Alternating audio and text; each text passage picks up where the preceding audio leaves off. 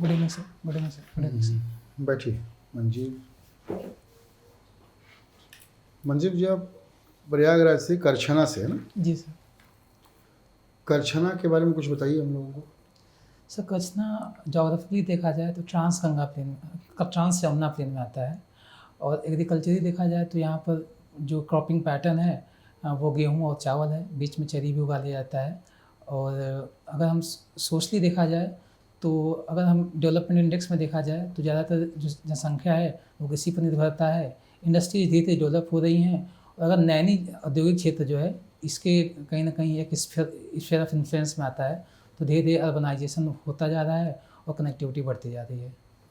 करछना का इतिहास में, प्राचीन इतिहास में, खासकर स्टोन एज में कोई इम्पोर्टेंस दिखता है? सर करछना क्षेत्र में एक भीटा की पहाड़ी पड़ती है, तो वहाँ से हमें कुछ आयरन एज के और लिथिक एज के भी कुछ साक्ष्य मिलते हैं। और सर साक्ष्य के बारे में भी मैं रिकॉल नहीं कर पा रहा हूँ। आप करछना के थोड़ा आगे टोन्स नदी भी है। जी सर, टोन्स नदी भी है। टोन्स नदी का स्टोन एज में क्या महत्व है? वहाँ से कोई एविडेंसेस मिले हैं, बता सकते हैं? टोन्स नदी में सर एग्जैक्ट बारे में भी आइडिया नहीं सर।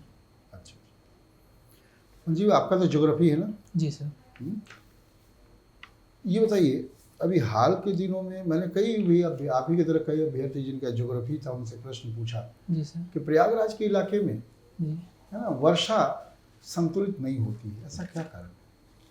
सर ऐसे तो यूपी में भी वर्षा की कमी है, जी लेकिन सर। अक्सर देखा गया कि यूपी के दूसरे इलाकों में अगर वर्षा होती भी है तो प्रयागराज और उसके आसपास के क्षेत्रों में वर्षा बहुत अनियमित है ना, और बहुत कम मात्रा में होती है। ऐसा क्यों? सर अगर हम बात करें तो मानसून की प्रकृति ही सर अनियमित होती है, एक कारण तो ये हो सकता है। और दूसरा कारण क्या है कि हम अगर प्रयागराज की लोकेशन देखें तो प्रयागराज कहीं ना कहीं एक ऐसा क्षेत्र है जो बे ऑफ बंगाल से आने वाली जो मानसून की विंड्स हैं वो सर वो उसमें वो पूरी तरीके से प्रयागराज में सही से पहुँच नहीं पाती। सर प्रयागराज कहीं ना कहीं गंगा के प्लेन में बहुत ज़्यादा साउथ में है, तो उनके आने की दिशा में और दशा में थोड़ा सा परिवर्तन होता है, जिसके कारण यहाँ पर बहुत सही और उचित मात्रा में वर्षा नहीं हो पाती। आपने तो पढ़ा होगा कि जो प्रयागराज में वर्षा होती है वो मोस्टली अगर देखिएगा तो दक्षिण पश्चिमी मानसून से होती है। Yes sir. तो यहाँ तो हाँ, साउथ वेस्ट मानसून से, जो है साउथ वेस्ट मानसून से। हाँ। तो साउथ वेस्ट मानसून की जो एक फ्लैंक है, जो एक शाखा है बे ऑफ बंगाल वाली शाखा, उससे बारिश होती है। और थोड़ी बहुत बारिश यहाँ पर पछुआ विक्षोभ से भी होता है, लेकिन वो नगण्य मात्रा है, बहुत ज़्यादा बारिश होती नहीं है। तो सर और जो कुछ थोड़े बहुत क्लाइमेट चेंज हो रहा है उसका एक प्रभाव पड़ रहा है कि जिससे कुछ मौसमी परिवर्तन आ रहा है, जिससे अगर प्रयागराज स्पेशली में जो प्रतिरूप है वर्षा का उसमें परिवर्तन आ रहा है। देखिएगा कि यहाँ एक जगह तो बारिश नहीं हो रही है, बाकी हिंदुस्तान में बहुत जगह पर बाढ़ आए हुए हैं, जान माल का बड़ा नुकसान है। और दूसरी तरफ यही भारत जो वर्षा से जूझ रहा है, बाढ़ से जूझ रहा है, वही भारत गर्मियों के दिन में अगर देखिएगा तो खास करके जल की समस्या से जूझने लगता है। विशेष करके बहुत सारे राज्यों में पेयजल की घोर समस्या उत्पन्न होती है। तो हम भारत में जो अंडरग्राउंड वाटर का लेवल है या जो सरफेस वाटर का लेवल है उसको बनाने के लिए या वाटर लेवल को रिचार्ज करने के लिए हम क्या क्या उपाय कर सकते हैं? सर हम उपाय कई स्तर पर कर सकते हैं। हम उपाय अगर हम लोग भूगोल के स्तर पर भौगोलिक सर्वे करें और कुछ आर्टिजन बेसिन्स हैं हम उनको आइडेंटिफाई करें, और स्पेशली ऐसे एरियाज जहाँ पर सीपेज जहाँ पर अच्छा हो पाता है वहाँ पर आर्टिफिशियल पॉन्ड्स हम लोग क्रिएट कर सकते हैं, ताकि वर्षा के जल को एकत्रित करके हम रिचार्ज जो ग्राउंड वाटर है उसको रिचार्ज किया जा सकता है। दूसरी चीज़ सर हमें एक शासनिक व्यवस्था हमें एडमिनिस्ट्रेशन लेवल पर भी अरेंजमेंट करना चाहिए। ऐसा देखा जाए, उदाहरण के लिए देखें वो पंजाब हो गया, बिहार हो गया, इन सब क्षेत्रों में इतना ज़्यादा सबमर्सिबल का यूज़ किया जा रहा है कि ग्राउंड वाटर का बहुत ज़्यादा एक्सट्रैक्शन किया जा रहा है। तो उससे क्या रहा है कि ग्राउंड लेवल बहुत नीचे जा रहा है। तो हमें क्या है कि हमें कहीं ना कहीं कंट्रोल और एक पॉलिसी लानी चाहिए। वैसे वाटर पॉलिसी गवर्नमेंट ने अभी तक 3 बार लाया, तो वाटर पॉलिसी को और ज़्यादा अभी करंट रियलिटीज़ को आइडेंटिफाई करते हुए और क्लाइमेट चेंज की जो सिचुएशन है उससे जो प्रॉब्लम और ज़्यादा क्रिएट हो रही है उसको नज़र रखते हुए हमें फिर से पॉलिसी को रीफॉर्मुलेट करना चाहिए। मंजीव, आपके जो नई राष्ट्रपति हैं जी सर। किस जनजाति से बिलोंग करती है? सर सैंथल जनजाति से। सैंथल जनजाति से। सैंथल कोई जनजाति है? संथाल सर, संथाल जनजाति। भारत में सबसे बड़ी जनजाति कौन है? सर भारत में सबसे बड़ी जनजाति संथाल जनजाति है। इससे पहले गोंड हुआ करती थी, और जहाँ तक समय अभी रिकॉल कर रहा हूँ तो अभी सैंथाल सर बड़ी हो गई है। अच्छा अच्छा। राष्ट्रपति महोदय कहाँ से हैं? सर राष्ट्रपति महोदय झारखंड से है। झारखंड से। कल किस बात को लेकर के कोई राज्यसभा में विवाद हुआ? हाँ सर, जो लीडर ऑफ अपोजिशन है सुधीर जी, उन्होंने स्लिप ऑफ टंग, उनका कहना है कि स्लिप ऑफ टंग से उन्होंने राष्ट्रपति महोदया ना कहकर राष्ट्रपत्नी महोदया कर दिया। तो उसी में संसद पर विवाद चल रहा है कि इन्होंने निरादर किया है भारत के सर्वोच्च पद पे प्रथम नागरिक का इन्होंने निरादर किया है। पक्ष का ये कहना है। तकनीकी रूप में देखिएगा तो गलत क्या बोली है? जी वो सर। महिला है ना, जी सर। तो राष्ट्रपति की जगह पर राष्ट्रपत्नी बोल दिया गया, तो क्या गलत बोला? सर अगर सोशल पर्सपेक्टिव से देखें, अभी तक जो लोगों का इस शब्द प्रति जो लोगों का सोचने का तरीका है उसमें थोड़ा सा अंतर है। सर हमने कहीं ना कहीं राष्ट्रपति शब्द को संवैधानिक, विधिक और सामाजिक मान्यता दे दिया है, लेकिन राष्ट्रपत्नी शब्द अभी तक सर ऐसी मान्यता उन्हें प्राप्त नहीं है। तो अगर मान्यता नहीं दिया है और कोई आदमी बोल देता है और वो लॉजिकल है, तो क्या वो गलत है? जैसे मान लीजिए, अभी तक मान लीजिए आपका कोई विचार है, जी सर। उस विचार को कोई मान्यता नहीं मिला है कोई दार्शनिक समाजशास्त्री के द्वारा, लेकिन जो आप कुछ बोल रहे हैं जी सर। वो लॉजिकली अगर सही है तो क्या गलत है वो? सर अगर लॉजिकली सही है तो गलत नहीं है, लेकिन आपको हर एक पॉइंट पे लॉजिक को प्रूव करना होगा। हाँ? अगर आप लॉजिक को आपको लगता है verifiable- अधीर रंजन जी का जो स्टेटमेंट था वो लॉजिकली सही नहीं था? सर उनका ये कहना है कि स्लिप ऑफ टंग है, और उन्होंने ये भी कहा कि हम पर्सनली राष्ट्रपति महोदया से जाके हम माफ़ी मांगेंगे, लेकिन संसद के पटल पर उन्होंने माफ़ी मांगने से इनकार किया है। तो ऐसा क्यों, जब उन्होंने सदन में बोला है? हाँ तो सर उन्होंने स्लिप ऑफ टंग बताया कि ये स्लिप ऑफ टंग था। ठीक है, अगर गलती आप स्कूल में करते हैं तो स्कूल में माफ़ी क्यों नहीं मांगेंगे? आप सड़क पर माफ़ी मांगेंगे? तो सर उन्होंने इस हद तक उन्होंने माफ़ी मांगी कि ये स्लिप ऑफ टंग था, गलती हुई है। अब सर इसमें पक्ष ये कहना है कि सबसे माफ़ी, पूरे ट्राइबल समुदाय से माफ़ी मांगा जाए, पूरे देश से मांगा जाए। तो एक स्लिप ऑफ टंग का सर हमको लगता है कि इतना ज़्यादा पे नहीं करना चाहिए।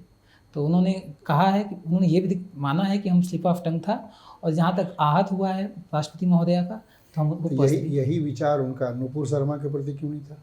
जी सर। नुपुर शर्मा का भी तो स्लिप ऑफ टंग ही था। उन्होंने क्या गलत, अगर लॉजिकली देखा जाए तो नुपुर शर्मा क्या गलत बोली थी? क्योंकि नुपुर शर्मा ने वही कहा जो उनके धार्मिक ग्रंथ में कहा गया है। सर वो स्लिप ऑफ टंग थे, वो धार्मिक ग्रंथ था, लेकिन सर जहाँ तक मेरा पर्सनल व्यू है, उनका जो धार्मिक ग्रंथ था जी सर, उसी बात को दोहराई थी। उन्होंने उसी बात। तो इतना बड़ा मुद्दा क्यों बना लिया? आप कह रहे हैं ना कि नहीं इतना बड़ा पे नहीं होना चाहिए। जी सर। तो नुपुर शर्मा के मामले में कई लोग की जान चली गई और देश में इतना बड़ा मामला खड़ा किया, क्या उचित लग रहा है? सर इसे नुपुर शर्मा के विवाद में कई आयाम हैं। तो सर मेरा ये मत है कि उनका स्टेटमेंट, जैसे कि इंडिया में आईपीसी है, अगर कोई ऐसे वक्तव्य कहे जाते हैं जो किसी दूसरे कम्युनिटी को की भावना को आहत करते हैं, तो ऐसे वक्तव्य नहीं किए जाने चाहिए। ये बताइए पहले जरा, आप लोग जैसे लोग जो हैं प्रशासन में जाएंगे, ये लोग तुष्टिकरण करेंगे। जी सर। आप जैसे लोग अगर प्रशासन में चले गए तो आप लोग तुष्टिकरण करेंगे, लीपापोती कर रहे हैं विचार का। आप कहते हैं कि भाई एक धर्म विशेष के लोग का कहना गलत है, ठीक है। अभी आपने सुना होगा बंगाल की एक महिला मंत्री ने, एक महिला कार्यकर्ता ने कुछ बोला जो इससे भी ज़्यादा क्या भद्दा था, उस पर विपक्ष क्यों नहीं आवाज़ उठाया? देखिए, जो नुपुर शर्मा ने कहा बात, वो उनके घर में घुस के तो नहीं कहने गई थी। वो एक राष्ट्रीय टीवी चैनल के डिबेट पर बैठी हुई थी, सामने बैठा हुआ व्यक्ति उसको इतना क्या है मन प्रभोग कर रहा है, इतना बाध्य कर रहा है कि उनके जवाब में, उसके द्वारा दिए गए तर्क के जवाब में इनको बोलना पड़ा। और जो ये बोली वो तार्किक रूप से गलत भी नहीं था, लॉजिकली भी गलत नहीं थी, क्योंकि उनके धर्म ग्रंथ में ये बात कही गई। वो उनके दिमाग का अपना उपज तो नहीं था, उनके धर्म ग्रंथ में ये लिखा गया। तो उसको बोल देना इतना बड़ा मुद्दा हो गया कि आप जैसे लोग जो प्रशासनिक सेवा में जाना चाह रहे हैं वो भी कहते हैं कि नहीं सर, एक धर्म विशेष के लोगों को, मैंने एक धर्म विशेष के लोगों को इतनी छूट कि आप जिसको चाहिए जितना वो कह दीजिए, और दूसरे धर्म के लोगों को या दूसरे पार्टी के लोगों को आप इतनी छूट दे रहे हैं कि नहीं वो जो कहा गया उसका इतना बड़ा पे नहीं होना चाहिए। नहीं सर, जो विधि है, जो नियम है, वो सबके बराबर होना चाहिए और सबके खिलाफ सख्ती से लगाया जाना चाहिए, उसमें कोई बुरा नहीं। और दूसरा मत ये है सर कि उसमें क्या है कि इंडिया में right to freedom of speech है, फ्रीडम ऑफ स्पीच कल और तो किया ना, फ्रीडम ऑफ स्पीच का ही तो इस्तेमाल किया। जी सर, और सर उस पर जो पब्लिक सेंटिमेंट थे सर, पब्लिक सेंटिमेंट भी ऐसे नहीं होने चाहिए कि तोड़ फाड़ दंगाई करना, ये सब भी नहीं है। तो उस पर जो विधि ने या जो कानून सख्ती का अपनाई गई वो भी नियमतः और विधि के रूप से बहुत सही था। मंजीव जी, आप खुद क्लियर नहीं हैं कि आपको क्या बोलना चाहिए और कहाँ स्टैंड लेना चाहिए। सर आप विचारों की लीपापोती लगातार की जा रहे हैं, ठीक है सर, मेरा चलिए, ये ठीक है। जी सर,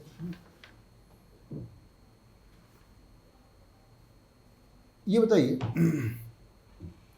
कि जो दक्षिण भारत में अभी फिर से वो समस्या शुरू हो गई है, खासकर जब श्रीलंका में समस्या शुरू हुई, श्रीलंका क्राइसिस, इकोनॉमिक क्राइसिस शुरू हुआ, जी सर, बहुत सारे लोग फिर से पलायन करके श्रीलंका में दक्षिण भारत पहुंच रहे, केरल, तमिलनाडु। क्या आपको नहीं लगता कि भारत में फिर से इन प्रवासियों की समस्या बढ़ेगी? भारत वैसे ही समस्याओं से जूझ रहा है, तो ऐसे शरणार्थियों के आने से भारत में एक नई प्रकार की चुनौती पैदा होगी। हाँ सर, चुनौती पैदा होगी। और हमने पहले भी देख लिया है कि श्रीलंका क्राइसिस जब हो रही थी तो हमें पे करना हुआ जब सिविल वार चल रहा है। तो ऐसे केस में इंडिया क्या कर रही है, आर्थिक मदद प्रोवाइड किया जा रहा है हमारी तरफ से। हमने कितने trenches of line of credit provide किया है, लगभग हमने काफ़ी लाइन ऑफ क्रेडिट और हर तरह के हम सपोर्ट कर रहे हैं। इवन जापान को, यूएस के साथ इंगेज करके हम रशिया को आर्थिक सहायता प्रदान करते हैं ताकि वहाँ से पलायन कम हो। और इवन हम कहीं ना कहीं उनसे डायलॉग में है कि वहाँ का जो कॉन्स्टिट्यूशन हो वो निष्पक्ष हो और जो तमिल वाला इशू हो उसको एड्रेस करता हो। तो हम इंगेज कर रहे हैं, हम यही कोशिश कर रहे हैं कि वहाँ जितना कम से कम पलायन हो, और उस दिशा में गवर्नमेंट ऑफ इंडिया काम भी कर रही है। आरबीआई के जरिए भी हमने स्वैप एग्रीमेंट भी साइन किया है। तो हम ढेर सारा कार्य कर रहे हैं ताकि वहाँ से पलायन ना हो और वहाँ की आर्थिक स्थिति में सुधार आए और एक सस्टेनिंग कंट्री बने। आप एमए किस सब्जेक्ट में किए हैं? सर ज्योग्राफी में। ज्योग्राफी में। अच्छा, आप जो है डिग्री कॉलेज में भी हो गए हैं? जी सर, अभी रिसेंटली हुए हैं। हाई एजुकेशन से? जी सर। अच्छा, ज्योग्राफी में ही? जी सर। तो आप वहाँ क्यों नहीं जाना चाह रहे हैं, क्यों प्रशासन सेवा में आना चाह रहे हैं? सर प्रशासनिक सेवा में आने के सर 2-3 कारण हैं। एक तो सर हमारे घर का परिवेश ऐसा रहा है, पिताजी हमारे पुलिस में रहे हैं, तो वो हमेशा हमें इंस्पायर करते रहे हैं। अपने ऑफिसर्स के बारे में बता के भैया भी इंस्पायर करते रहे हैं। दूसरा सर विश्वविद्यालय में आए तो हमारे कई साथी अभी कई प्रशासनिक पद पर हैं, तो ये भी इंस्पायर करता रहा। और सर तीसरा कारण क्या है कि सर प्रशासन में जाने से हमारा कहीं ना कहीं आउटरीच बढ़ जाता है। हम लोगों को ऑन द ग्राउंड जाके हम कुछ कार्य कर सकते हैं, लोगों की मदद कर सकते हैं। जब आना था इसी फील्ड में तो आपने वहाँ क्यों परीक्षा दी, वहाँ क्यों सिलेक्शन लिया आपने? सर मैं एक एकेडमिकली भी मैंने अच्छा कोशिश किया, अच्छा परफॉर्मेंस करूं, और दूसरा मेरा प्रशासन का रुझान रहा है, इसलिए मैं कॉम्पिटिटिव एग्ज़ाम भी देता रहा हूं। तो सर वो मैं एग्ज़ाम में देता गया और मेरा पीजीटी था, पीजीटी भी हो गया, और मैंने हायर का एग्ज़ाम दिया, उसमें मेरा हो गया सिलेक्शन। और मेरा मेन रुझान सर इस तरफ रहा है कॉम्पिटिटिव एग्ज़ाम का प्रशासन बनने के लिए। पीएचडी एनरोल्ड है? जी सर। कंप्लीट हो गया कि नहीं अभी? नहीं अभी नहीं सर। क्या टॉपिक है आपका? टॉपिक है sir spatio temporal change in fluvial morphology of river Ganga and its impact on the landscape of Allahabad city. Landscape of Allahabad city? Yes sir. इसका गंगा के रिवर के चेंज का जो इम्पैक्ट पड़ रहा है इलाहाबाद सिटी के, उसके लैंडस्केप पे क्या प्रभाव पड़ता है। अच्छा, तो आपने क्या निष्कर्ष निकाला, कुछ काम किए इस पर? सर अभी तो मैंने 2 पेपर पब्लिश किए हैं। काम निष्कर्ष ये है कि थोड़े से मैंने लिटरेचर सर्वे किए हैं, अभी स्पेशली फाइंडिंग्स पर नहीं आए हैं, लेकिन जो एक आउटलाइन है हमारे मेट्रोलॉजी और जो आउटलाइन है हमारे कार्य का, तो ये देखना है कि लास्ट के 20 साल में गंगा के नदी में कैसी शिफ्टिंग आई है और उसका प्रयागराज सिटी पे कैसा इम्पैक्ट पड़ा है। तो इम्पैक्ट 2 प्रकार के हो सकते हैं। एक तो फिजिकल इम्पैक्ट आए हैं कि जो कैचमेंट उसका चेंज हुआ है, तो कौन से एरियाज नए बढ़े हैं, फिजिकल मॉर्फोलॉजी इलाहाबाद सिटी की है, उसमें क्या चेंज आए हैं। दूसरा क्या है कि सर एक कहीं ना कहीं मीन्स लिटरेचर सर्वे के हमें ये फाइंड आउट करना है कि लोगों का रिस्पांस कैसा रहा है इन चेंजेस से, लोगों का रिस्पांस कैसा रहा है, डिफरेंट कम्युनिटीज़ के और डिफरेंट सेक्शन का क्या रिस्पांस रहा है, तो इस चीज़ की स्टडी करना अच्छा, है। आप देखते होंगे गंगा के किनारे जहाँ बाढ़ क्षेत्र है, जहाँ पानी पहुँच जाता है, जहाँ गाँव में पानी चला जाता है, वहाँ जो है बहुत सारे मकान बन गए हैं। जी। तो प्रशासन और जो है पीडीए उस पर कुछ कार्रवाई नहीं कर रहा है। जी सर। और कैसे मकान बन जाते हैं? आप लोगों ने जो सर्वे के माध्यम से कुछ फाइंड आउट करने की कोशिश किया है कि नहीं? सर सर्वे से ये है कि ये देखा जा रहा है कि रिवर का जो माइग्रेशन हो रहा है ना, तो कुछ तो रिवर का माइग्रेशन हो रहा है तो कुछ एरिया क्या है कि वो जो पहले पेरेनली हमेशा फ्लडेड रहा करते थे, वो कहीं ना कहीं शिफ्टिंग कारण क्या रहा है कि वो एरिया एनुअल फ्लडिंग या रेगुलर फ्लडिंग के जोन से बाहर चले जा रहे हैं, नदी का उस तरफ जो शिफ्टिंग हो रही है। तो इस क्षेत्र में क्या हो रहा है कि थोड़ा सा ऐसा क्षेत्र बन रहा है जहाँ पर फ्लडिंग कम आ रहा है, फ्रिक्वेंट फ्लडिंग कम आ रही है, तो लोग ऐसे एरिया को इनक्लोज करते जा रहे हैं। और वाला प्रॉब्लम ये है। दूसरा प्रॉब्लम क्या है कि कहीं ना कहीं प्रशासन की तरफ से जो प्लानिंग किया जा रहा है और उसमें बहुत रेगुलेटेड प्लानिंग नहीं है, और स्पेशली ऐसी प्लानिंग जिसमें अच्छा, हम गंगा का रिवर ये- बिट जी एक मिनट रोकना चाहेंगे, बाढ़ रोकने के लिए प्रशासन ने क्या काम किया है? सर, डैम्स बनाए हैं, एम्बार्कमेंट्स नहीं, यहाँ अभी कुछ काम हुआ है ना इलाहाबाद परिक्षेत्र में, आप बताइए क्या काम हुआ है? सर अभी रिसेंट जो काम है सर उसके बारे में मुझे समझाना है सर। अच्छा अच्छा, चलिए। अच्छा, ये बताइए GS4 पेपर का नाम क्या है? Sir ethics and ethical issues in ये तो नहीं। गवर्नेंस, सॉरी सर रिकॉल नहीं कर पा रहा हूँ ethics, integrity, aptitude, sir. Okay sir. इन तीनों शब्द का क्या अर्थ है? सर इथिक्स क्या होती है कि वो सेट ऑफ स्टैंडर्ड्स होते हैं किसी समाज में, किसी देश में, ठीक है। जो इंडिविजुअल या society as a whole achieve करना चाहती है।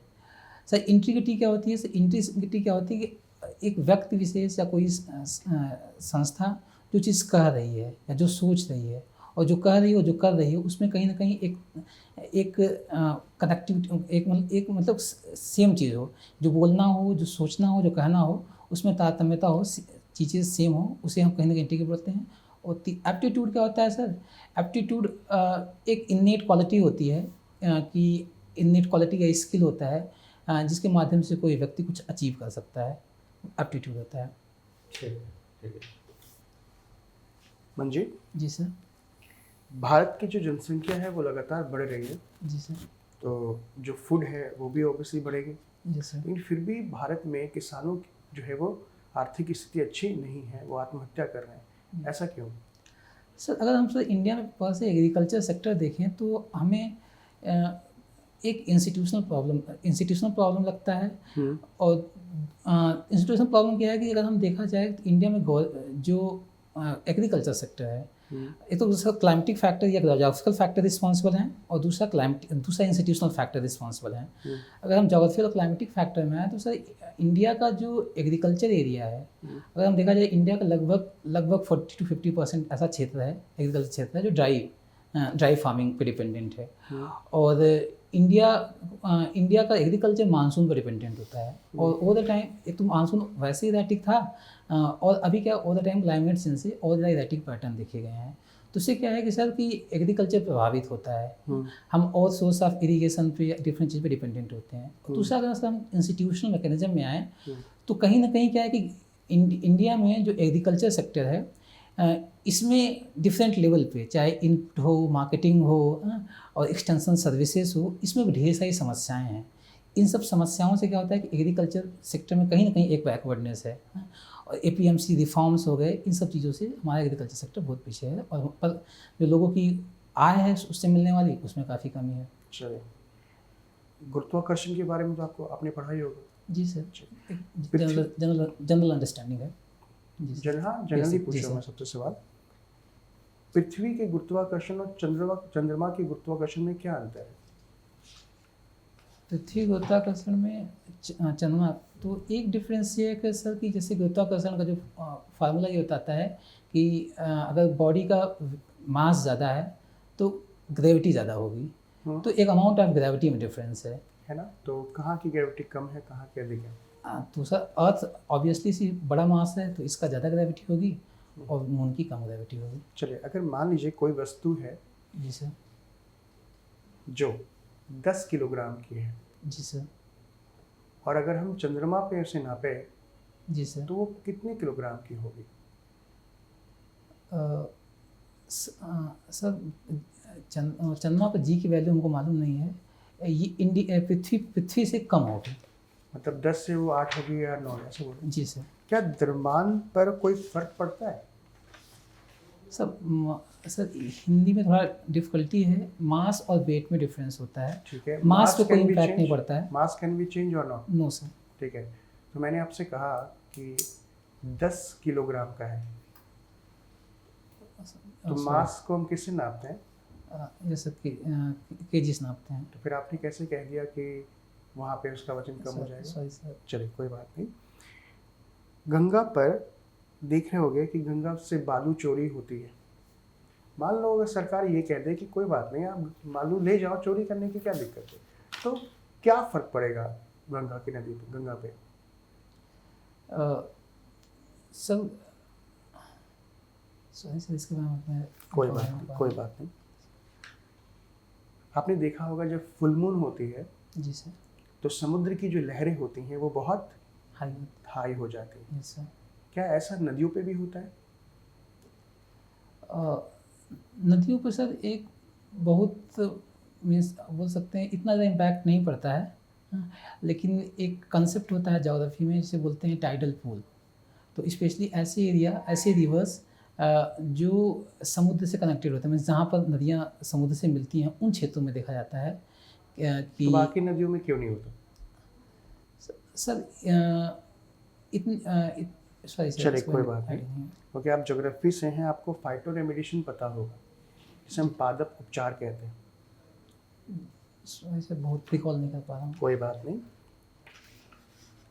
जब हम हीलियम के गुब्बारे को छोड़ते हैं तो वो ऊपर की ओर जाता है, Yes, sir. लेकिन कुछ समय बाद वो हवा के सीध में हो जाता है।